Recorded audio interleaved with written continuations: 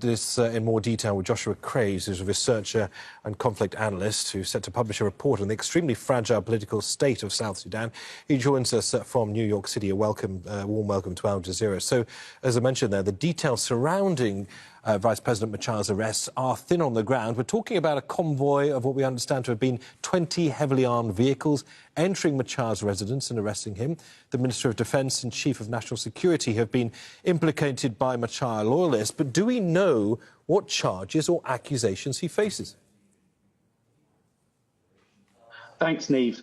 So the proximate cause for Machar's arrest was that he wrote a letter recently decrying the fact that the SSPDF, the South Sudanese army, is bombing civilians and has introduced the Ugandan army into South Sudan, where it's also participating in both bombing civilians and attacking opposition positions around the country. And both of those things, as Machar's rightly pointed out, are in violation of the peace agreement. The arrest of Machar follows also the reported arrest of more than 20 of Machar's political and military allies. That's since February. Many, I understand, are being held incommunicado. Do we know where Machar or his allies are being held? Well, Machar's still at home. He wasn't moved from his house. He was given a letter of house arrest by the Ministry of Defence, Cholton Balok. Some of his allies are being held in Blue House, which is the National Security Detention Centre. Some of them have vanished and we don't know where they are. What do you understand to have been the consequences or the reasons why we're now seeing this apparent gradual unravelling of the power-sharing deal between President Kiir and the first Vice President? So I think we have to remember that in 2018, the peace agreement was a negotiated surrender between an opposition under Machar that had suffered a series of comprehensive defeats and Salva Kiir's regime. And since 2018, Kiir's regime has pressed home its advantage. It's forced the defection of dozens of opposition commanders. It's appointed its own politicians to positions guaranteed to the opposition under the terms of the peace agreement. It's recruited division-sized forces in violation of the peace agreement.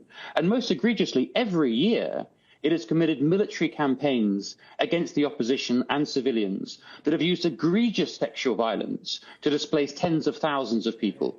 And what we're seeing right now, to be honest, is simply a continuity of what's been going on since 2018.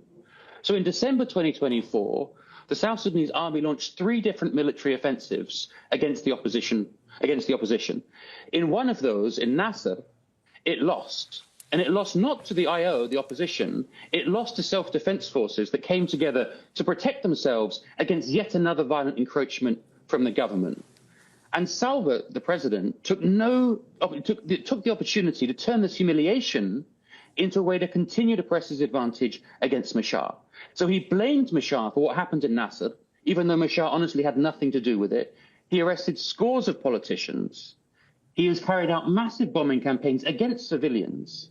And he's detained dozens of ministers. This is the peace agreement. The peace agreement has been a means for Salva Kiir to humiliate Machar, destroy the opposition, and instill himself really as a dictator in South Sudan. What you describe sounds like a rapidly accelerating power grab. I mean, the UN is describing the arrest of Machar as leaving the country on the brink of widespread conflict. I mean, what sort of armed support does Machar command? And what, in your opinion, do these latest developments mean for overall stability in South Sudan?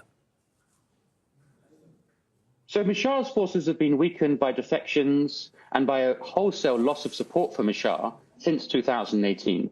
He does command forces in Equatoria, in Unity and Upper Nile, and those already have been sites of clashes over the last few days, both in Equatoria and in Upper Nile, and I expect those clashes to continue, principally because the South Sudanese army is now leading ground offensives against whatever remains of the opposition.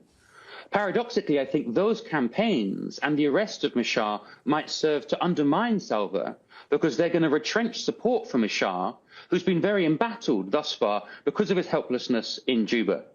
I think what we'll see around the country is a further spiralling of violence, as a lot of those conflicts have reignited deep ethnic divisions around the country, and we're going to see those continue to spiral. But as I said, this isn't something that's a sudden new development. This has been going on under the watch of the UN since 2018.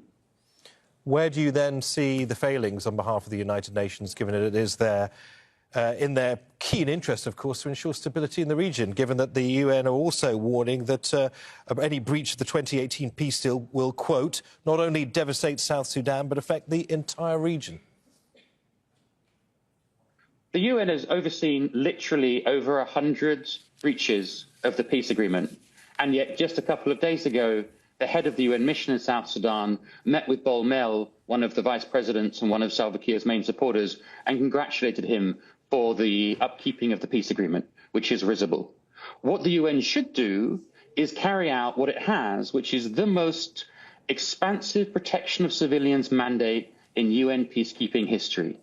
And yet since the beginning of this conflict in December 2024, the UN has not protected a single civilian, and hundreds have died.